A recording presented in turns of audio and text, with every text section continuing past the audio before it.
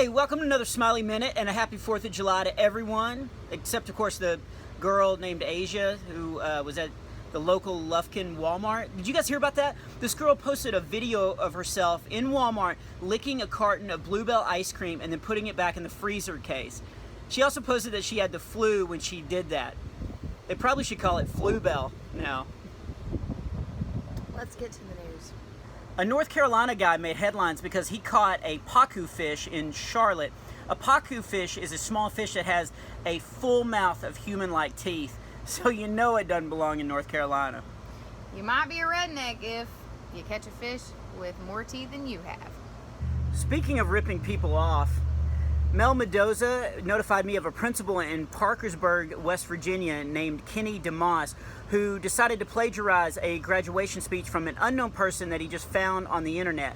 Kenny was shocked when he got busted because he didn't think anyone had ever heard of Ashton Kutcher. Kenny, you should have waited 5 years and then you'd be in the clear. Stealing other people's material, you might need to check your heart. Louis Emery notified me of a man who is suing fast food franchise Hardee's for not giving him enough hash rounds in his meal. He said that he was gypped a few hash rounds and he deserved and needed more right away. Sounds like he'd had some hash before even getting there. Anyway, he caused a big stink in the restaurant, which actually is not unusual for a cheap fast food restaurant. I actually caused a big stink at Taco Bell. We do not need to relive that. Anyway, the man now claims to have what is called kibophobia because of the incident, which is a fear of food. But honestly, I saw his picture and that dude got over that fear pretty quick.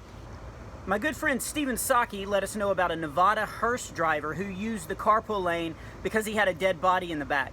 The police pulled him over and informed the guy, and also tweeted out that a body has to have living brain cells in order to count for the HOV lane, which quickly caused a huge traffic problem when several Democrats quickly swerved out of the HOV lane. In other news, Bob Smiley loses a ton of fans over a political joke. All right, let me try it again.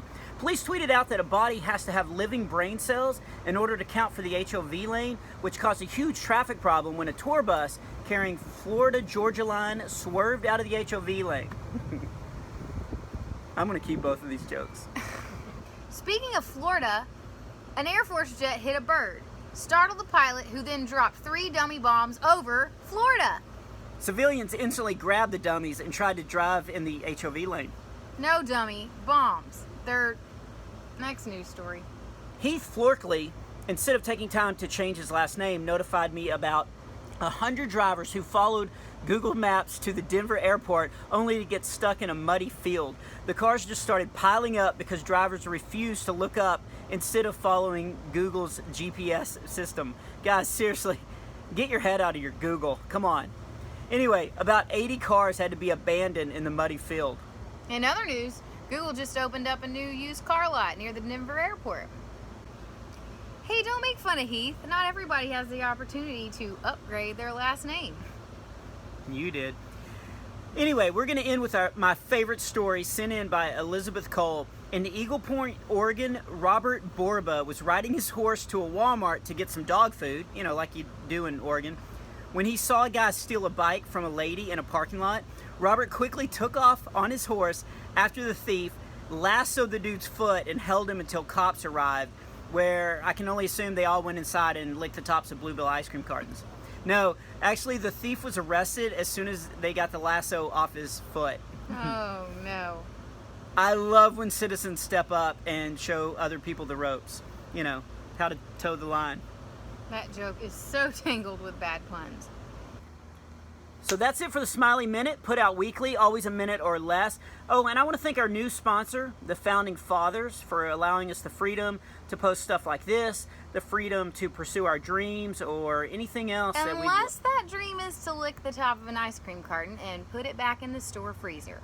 I totally agree with my wife.